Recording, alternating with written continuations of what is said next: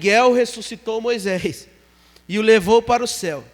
Satanás rebelou-se contra Deus, acusando-o de ser injusto e permitir sua presa ser tomada dele. Mas Cristo não repreendeu seu adversário, humildemente se submeteu a Satanás, ao seu Pai, dizendo: o Senhor te repreenda. Mas não existe nada na Bíblia que diz a respeito sobre isso.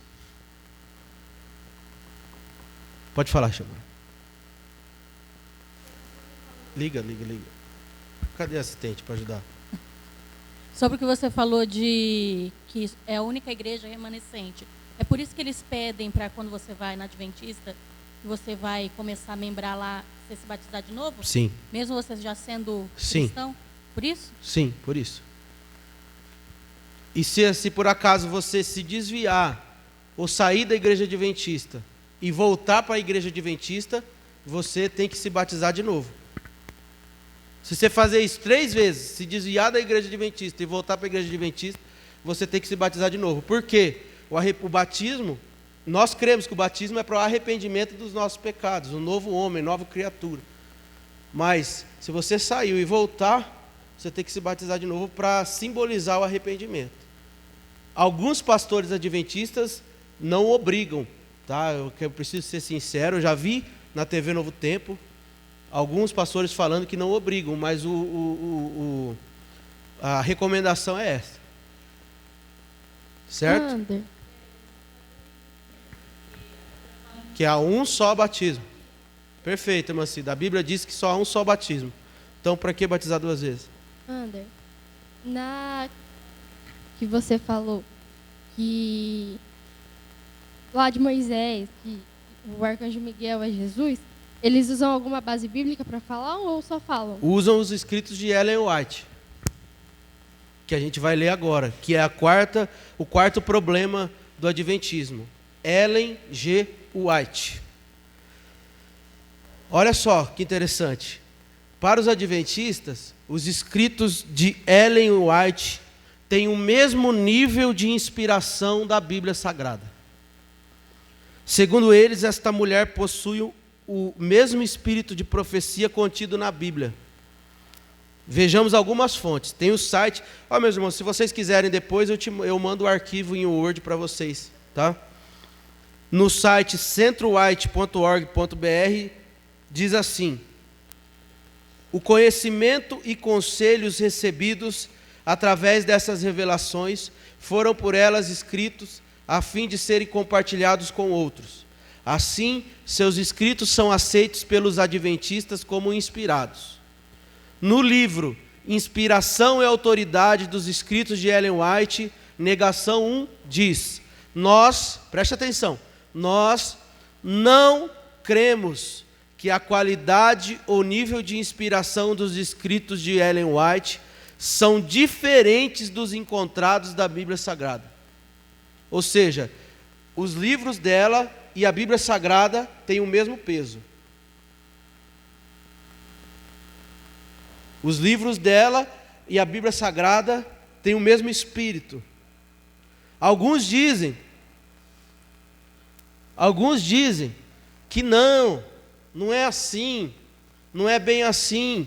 Nós usamos como uma lente para interpretar a Bíblia Sagrada. Não, está escrito nos escritos dele que tem o mesmo nível de inspiração da Bíblia Sagrada. Ou seja, para eles, a Bíblia e os escritos delas têm o mesmo nível. Mas eu quero compartilhar com vocês algumas coisas que ela escreveu. Primeiros Escritos, página 64. Miguel e Jesus é a mesma pessoa. Nesse livro, na página 39, o Senhor me proporcionou uma vista de outros mundos. Foram-me dadas asas e vi ali o bom Enoque, que tinha sido transladado. Preste atenção, o perigo.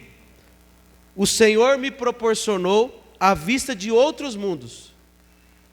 Ou seja, para ela, existem outros mundos. Você está entendendo? livro Primeiros Escritos, página 258.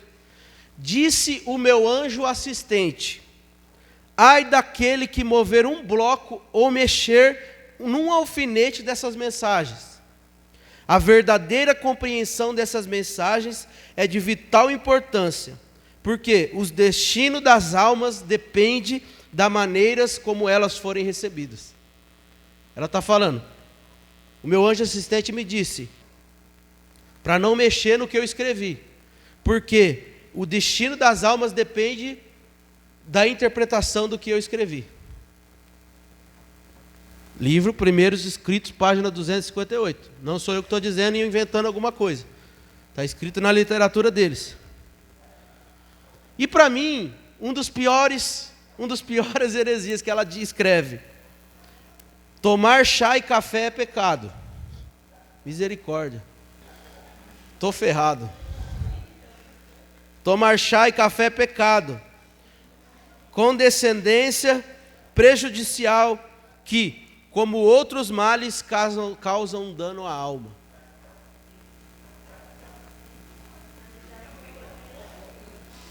Microfone. O assistente tem que estar mais esperto. Para eles, na realidade, eu trabalho com um dos adventistas, eles disseram que nem café, chá ou Coca-Cola é algo que traga vício para eles, eles não podem tomar. Então é só Coca-Cola também. É.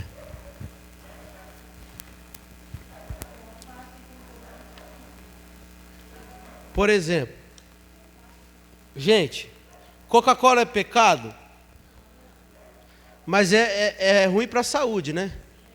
A gente tem a consciência de que é ruim para a nossa saúde. Mas como eu vou falar que é pecado?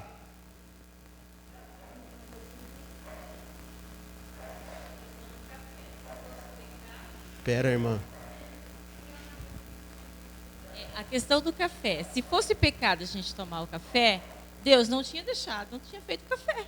E tudo que toda É uma planta, é natural. É uma planta, é natureza, foi Deus que criou. E tudo que Deus criou é bom. Aí daí o homem que inventou, irmã. A pinga. Amém? Vocês estão entendendo até agora? Sim ou não? O quinto problema dos adventistas: a expiação ou o perdão dos pecados é dado por Satanás. Eu vou repetir, porque tinha gente conversando. Presta atenção. A expiação, o quinto problema, gente. A expiação, presta atenção. A expiação ou o perdão dos pecados é dado por Satanás. Já vou chegar lá, irmão. Meus irmãos, eu não vou ler com vocês porque o tempo já não nos permite. Mas, Levítico 16, se você for pegar Levítico 16, vai falar do grande dia de perdão, onde era feito um sacrifício para perdão dos pecados do povo. Depois você lê em casa com calma, Levítico 16. Mas o que era? A grosso modo, o que era isso? Os sacerdotes pegavam 2 bodes, certo? Onde um deles eles matavam. Esse bode que morria, através da morte desse bode representava o perdão dos pecados do povo. E o outro bode, os sacerdotes colocavam a mão no pescoço e sobre ele e enviava para o deserto, colocava o bode num deserto para ele caminhar sem rumo e sem direção, como forma de dizer que aquele bode ele estava levando os pecados cometidos. Isso é o que a Bíblia diz, tá? Dito isto, os adventistas acreditam que o bode que morre simboliza Jesus, ok, certo? Mas o bode que vai embora levando os pecados do povo simboliza Satanás. Para eles, o bode que vai para o deserto, sem rumo e sem direção, simboliza Satanás. Ah, pastor, você está inventando isso? O livro Grande Conflito, página 655, diz assim: ao completar-se a obra de expiação no santuário celestial, na presença de Deus e dos anjos do céu, e dos exércitos reunidos, serão postos sobre Satanás os pecados do povo de Deus. Ou seja, o sacrifício de Jesus na cruz para eles não foi suficiente. Por quê? Satanás tem que levar o pecado. Mas o que a Bíblia diz? Alguém abra, por gentileza, Isaías 53, versículo 4 e 5. Fica esperto aí, Duda. Isaías 53, versículo 4 e 5. Verdadeiramente, Ele tomou sobre si as nossas enfermidades e as nossas dores, levou sobre si, e nós o reputamos por aflito, ferido de Deus e oprimido. Mas Ele foi ferido pelas nossas transgressões, moído pelas nossas iniquidades, o castigo que nos traz a paz estava sobre Ele, e pelas suas pisaduras fomos sarados. Certo. Versículo 9 e 10. E puseram a sua sepultura com os ímpios e com o rico, na sua morte, porquanto nunca fez injustiça, nem houve engano na sua boca. Todavia, ao Senhor agradou o moê-lo, fazendo enfermar, quando a sua alma se puser por expiação do pecado. Verá a sua posterioridade, prolongará os dias, e o bom prazer do Senhor prosperará na sua mão. Alguma parte desse versículo fala de Satanás? Quem que levou o pecado da humanidade? Jesus Cristo. Estão entendendo? Vocês sabiam disso ou não? Que é muito parecido, né? Vou falar de novo. É quase igual. Quase igual. Mas essas doutrinas não são pregadas explicitamente assim. Sexto problema. Guarda do sábado. Oh, Israel, pode perguntar. Tira uma dúvida. Quando tu cita o livro aí, isso é o quê? Isso é a fonte do livro deles. Então, mas e esse livro que tu cita é tipo uma Bíblia para eles? É os escritos de Ellen White, que tá. tem o mesmo nível de inspiração da Bíblia. Entendeu? Usa os dois. Lembra do começo que eu falei? Quais são os 3 pilares? Primeiro pilar é Bíblia Sagrada. Eu não posso acrescentar e nem tirar nada. Entendeu? Sexto problema, guarda do sábado. Preste atenção nisso, meu irmão. Para eles, o sábado, para os adventistas, o sábado é uma prova de quem é fiel. Quem guarda o sábado, esse tem o selo de quem serve a Deus. Quem guarda o domingo ou não guarda nenhum dia, esse é a marca do anticristo. Para eles, a marca da besta é evidenciada nas pessoas que não guardam o sábado. Livro, para dizer que eu não estou... Livro Testemunhos para Ministros, página 133. Quando vier a prova, será mostrado claramente o que é a marca da besta, e ela é a observância do domingo. Ou seja, estamos fritos. Para os adventistas, a guarda do sábado é condicional para a salvação dos homens. Ou seja, se você não guarda o sábado, você não vai para o céu. Lembra do segundo pilar? Qual que é o segundo pilar do cristianismo? Por meio de quem? Pela graça dele. Mas olha o que diz no livro Testemunhos, volume 3, página 23. Devemos a cada sábado fazer um balanço da semana para verificar se na semana finda trouxe lucro ou prejuízo espiritual. Santificar o sábado do Senhor importa em salvação eterna. O livro O Grande Conflito, página 605, de Ellen G. White. O sábado será pedra de tropeço, pedra de toque de lealdade, pois é o ponto da lealdade especialmente controvertida quando sobrevier aos homens a prova final. passar-se-á a linha divisória entre os que servem a Deus e os que não servem. Ou seja, para eles, quem não guarda o sábado é a linha divisória. Quem guarda o sábado serve a Deus. Quem guarda o domingo ou qualquer outro dia não serve a Deus. Então, para eles, a gente vai para o inferno? Sim.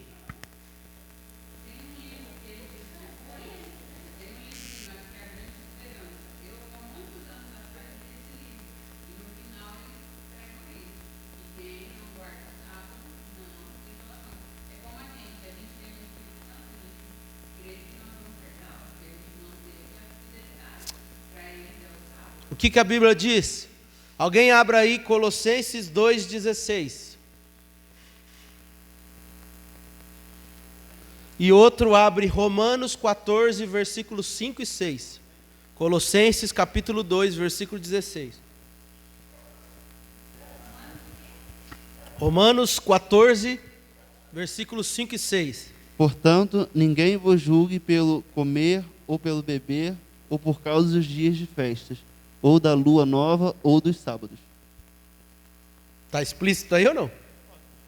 Ninguém vos julgue pelo que você come, pelo que você bebe, pela festa que você acredita, ou pelo dia que você guarda. Ninguém vos julgue por isso. Ou seja, não é um dia que vai condicionar a minha salvação. Mas olha o que diz Romanos 14, 5 e 6. Um faz diferença entre dia a dia, mas outro julga iguais todos os dias. Cada um esteja inteiramente seguro em seu próprio ânimo. Aquele que faz caso do dia, para o Senhor o faz. O que come, para o Senhor come, porque dá graças a Deus. E o que não come, para o Senhor não come e dá graças a Deus. Pronto. Você está entendendo? Eu não posso condicionar a salvação do homem por um dia de guarda. Eu não posso falar para o homem que você vai para o inferno só porque você guarda domingo. A Bíblia está falando isso. Que eu não posso julgar. Homem nenhum pode julgar a salvação de ninguém. Eu não posso colocar você no inferno.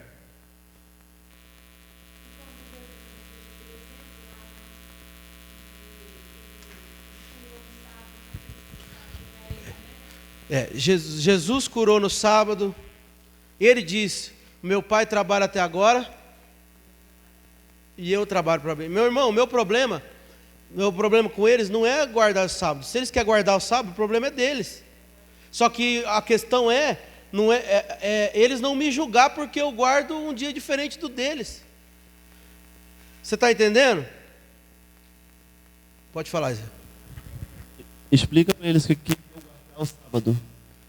O guardar o sábado, para eles, é o seguinte... Quando começa? Hã? Quando começa? Bem lembrado. É o seguinte, o que é o guardar o sábado? Os judeus, o Velho Testamento, Êxodo 22, se eu não me engano, tem os 10 mandamentos. E lá ele tem o quarto mandamento, vai dizer: e guardareis os meus, guardareis e santificai o sábado. Vamos pegar aqui. Êxodo, capítulo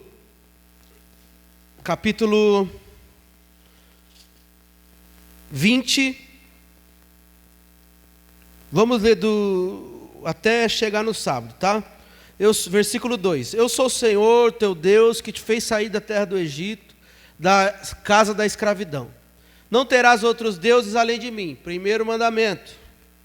Não farás para ti nenhum ídolo, nenhuma imagem esculpida, não se assemelhe ao que existe lá em cima, nos céus, embaixo da terra, ou debaixo da terra. Não te prostrarás diante desses deuses e não os servirás. Esse é o segundo mandamento. Versículo 7. Não pronunciarás o nome de Deus em vão. Versículo 8. Quarto mandamento. Lembra-te do dia de sábado para santificá-lo. Trabalharás 6 dias e neles realizarás todos os seus serviços. Contudo, no 7º dia da semana é o sábado consagrado a Yahvé teu Deus. Não farás nesse dia nenhum serviço, nem tu, nem teu filho, nem a tua filha, nem teu escravo, nem tua escrava, nem teu animal, nem os estrangeiros que estiverem morando em tuas cidades. Porquanto em 6 dias eu, o Senhor, fiz os céus e a terra, o mar e tudo que há neles, mas no 7º dia descansarei. Por esse motivo que eu, o Senhor, abençoei o sábado e separei para ser um dia santo. Para quem que Deus está falando aqui? Para o povo de Israel. Certo? Para o povo de Israel. A lei do sábado vale para nós? Por quê? Você é judeu? Você usa um negocinho na cabeça? Hã? É só o seu nome, mas você não é judeu. É kippá que eu acho que chama o negocinho. A lei do sábado são para os judeus. Com a morte de Jesus Cristo na cruz, lembra-se que o véu do templo se rasgou de alto a baixo e fez a separação. Agora nós temos livre acesso ao Pai. Ou seja, a lei que outrora era pregada foi outorgada, foi deixada para trás. E agora nós vivemos no tempo da graça. A graça alcançou em nós a salvação e não nos obriga, nós gentios, a cumprir os mandamentos do sábado. Aliás, Jesus ele resumiu os 10 mandamentos em 2. Amar a Deus sobre todas as coisas e o próximo como a ti mesmo. Está falando de sábado? Outro argumento que eu uso. Não expliquei, né? Então, para os adventistas, o sábado começa sexta-feira, às 6 horas da tarde, e termina ao sábado, às 6 horas da tarde, ao pôr do sol. Tá? Nesse tempo, eles não podem trabalhar, não podem comprar, não podem vender. Lá, Duda.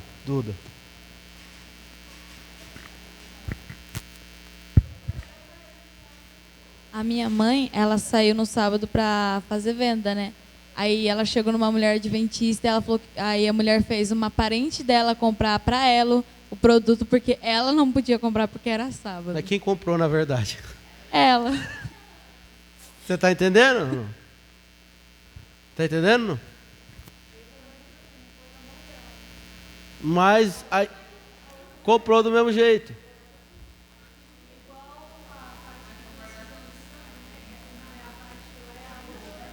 Que? Outro argumento que eu uso.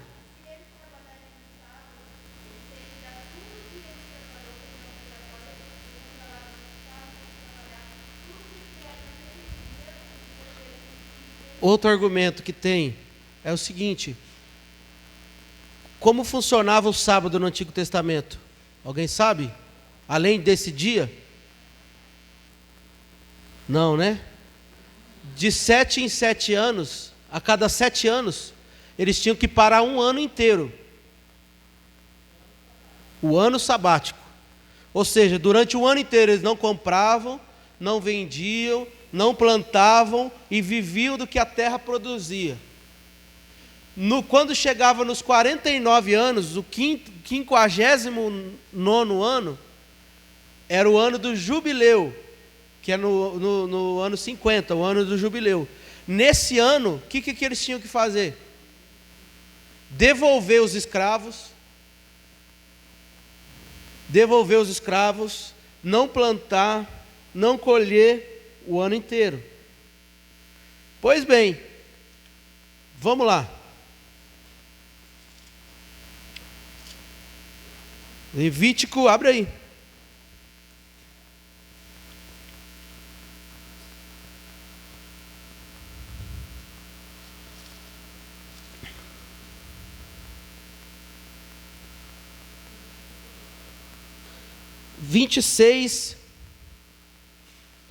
Versículo 2.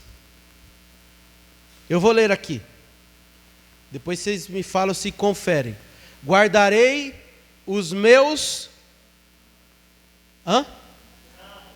sábados. Está no singular ou plural? Pegaram ou não? Se for para guardar o sábado, tem que guardar todo, meu irmão. No 7º ano eu dou tudo. No 50º ano eu dou tudo. devolvo os meus bens e começo do zero. De Deus que está falando aqui, guardarei os meus sábados, meus, ou seja, todos os sábados, tudo. O que acontece? Eles só guardam o dia. Então não guardam completo. O que eu costumo falar é que nem eles guardam o sábado certo, então. Entendeu? Sim ou não? Concorda comigo? Vamos lá então para o domingo. O que eu respondo para eles então quando eu falo? Então eu guardo domingo. Para os adventistas, a guarda do domingo é apostasia. Ou seja, todas as igrejas que não guardam o sábado são apóstatas. Mas vamos ver uns fatos que aconteceram? Cristo ressuscitou no quando? No domingo. Cristo manifestou-se pelo menos 5 vezes no domingo da ressurreição.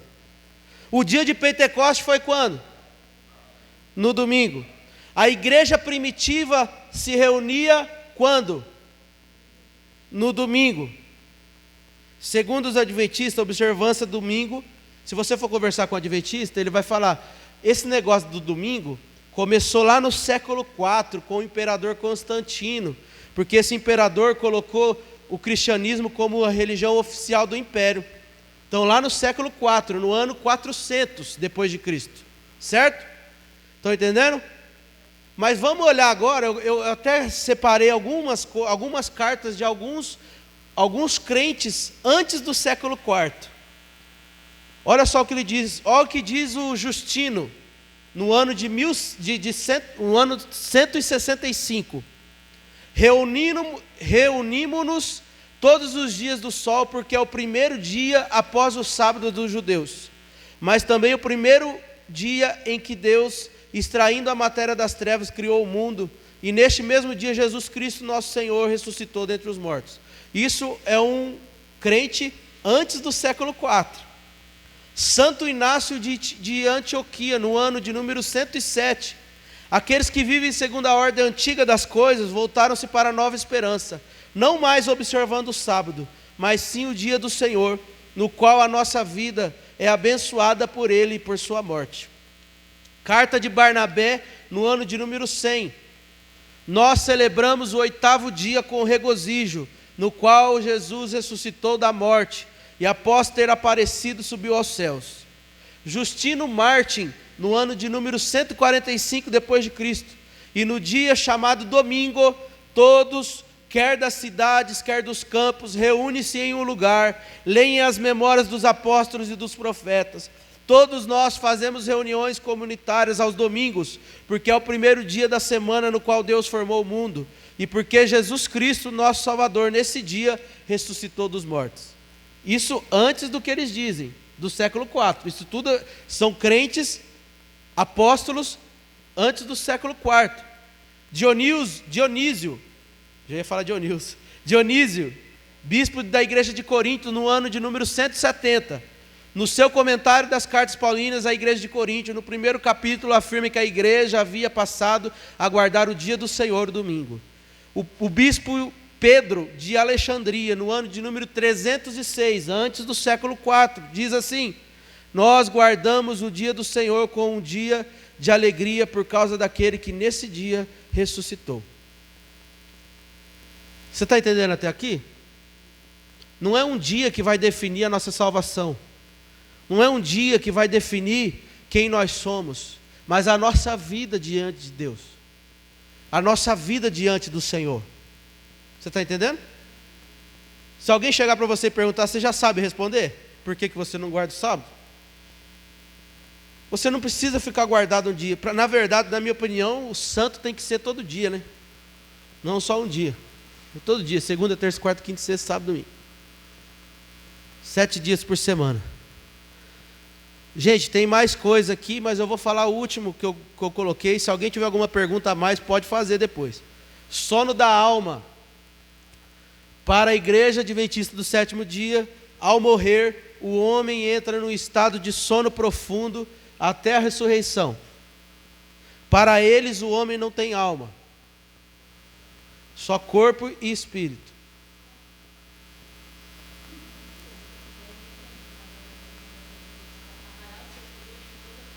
Alma. Mas o que a Bíblia diz? Alguém abre aí Lucas capítulo 16, versículo 19 ao 31. Se vocês quiserem conferir, eu vou resumir para vocês. Havia um homem rico chamado Lázaro e um pobre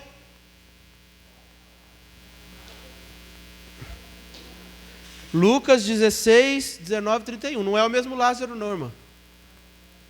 Tá? Lucas 16, 19 ao 31. Havia um homem rico e Lázaro era o pobre, né? Estou confundindo, desculpa, irmão. O que aconteceu? O rico morreu e foi para onde? Não, o rico morreu e foi para o inferno, para o Hades. E o pobre morreu e foi para onde? E o que aconteceu lá?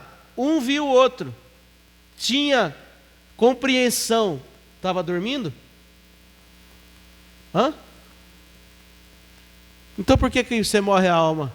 Jesus está falando, não sou eu, tá? Está com cara de que não está entendendo nada, Gi. Está entendendo?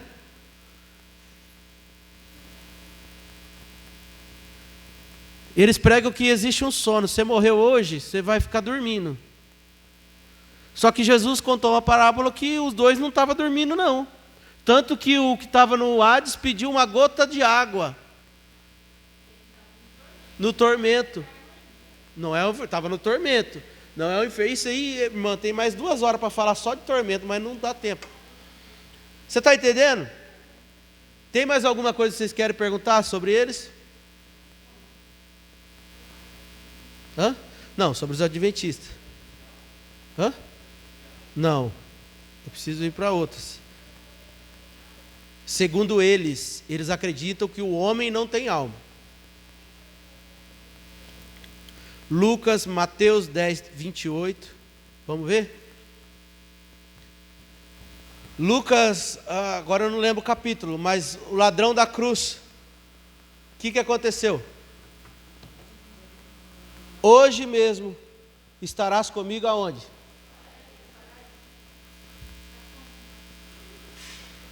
Entendeu? Lucas 10, Mateus, deixa eu ver se é 28 ou 38, não lembro. 28.